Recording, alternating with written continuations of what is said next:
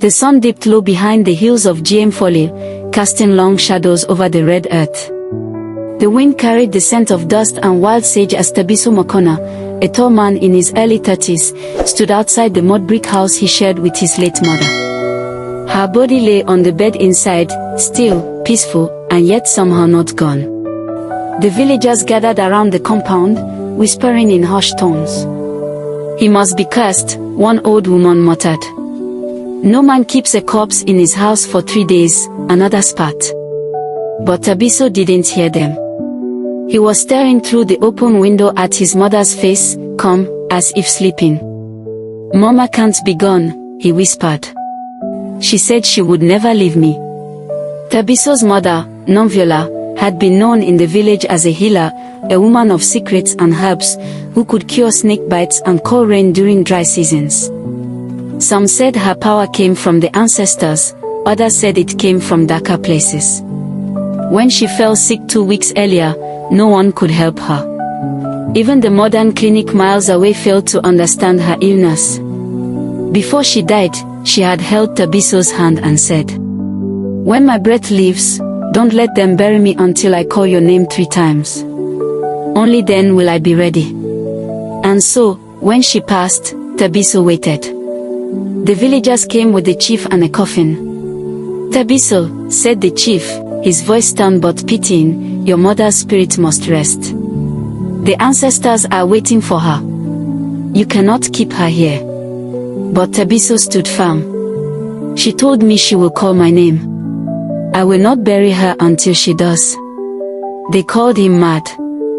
They said grief had twisted his mind. But Thabiso didn't care.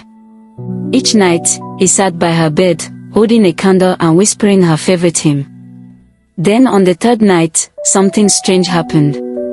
The candle flickered violently, and the air turned cold. Thabiso felt a presence, like someone standing behind him. He froze. From the bed came a faint, rasping whisper. "Thabiso." He turned, trembling. "Mama." The lips of the dead woman moved again. "Thabiso, water, please." His heart pounded. He grabbed the clay pot beside the bed and lifted her head gently. The water trickled down her throat, and she sighed. Nomvula's eyes opened, dim but alive. Outside, a dog howled, and the baobab tree shuddered in the wind. The morning after, Thabiso's yard was crowded again, not with mourners, but with terrified neighbors. News had spread like wildfire. Nomvula Mokona had returned from the dead. The chief and the village elders arrived, clutching their staffs and muttering prayers. Nomvula sat up on her bed, frail but breathing. Her eyes glowed faintly golden. When she spoke, her voice carried a weight that made even the chief step back. "I was not meant to be buried," she said. "There is darkness in this village. My death was not of nature." Thabiso fell to his knees beside her. "Who did this, Mama?" She looked past him, toward the gathering of elders. "The ones who came to me for rain, and offered my life instead." Gasps rippled through the crowd. Years ago, during a terrible drought, the elders had begged Nomvula to call the rain. She warned them the spirits demanded a life in return.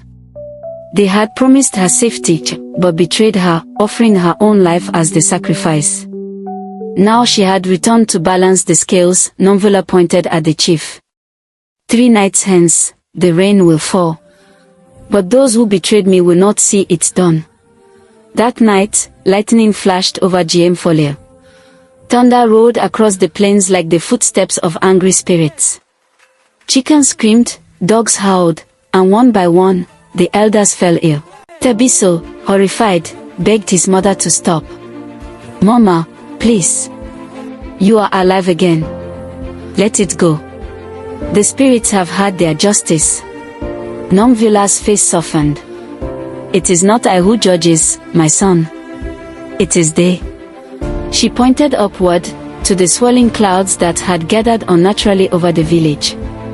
Then, as the first drops of rain began to fall, she smiled faintly. "Now you can bury me, Thabiso. The calling is done." By morning, Nomvula was gone, her body cold, her lips peaceful. This time, when Tabiso placed her in the ground, the rain washed over the fresh soil like a blessing. The villagers stood silent, humbled, fearful, and awed. From that day, no one ever mocked Tabiso again.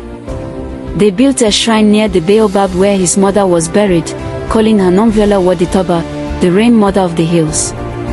And every rainy season, Tabiso would sit under that tree and whisper, "You called my name, Mama. I heard you."